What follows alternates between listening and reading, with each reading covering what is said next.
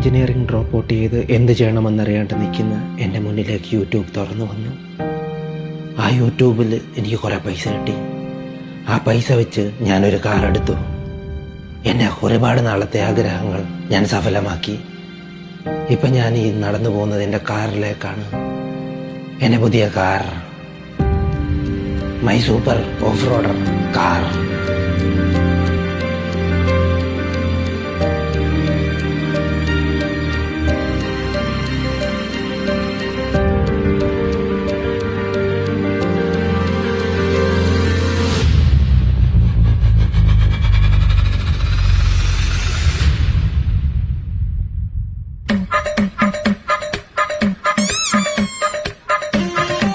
കളഞ്ഞ് അടിവാതിലും തുറന്ന് വന്നിരിക്കാണ് കടവാവില്.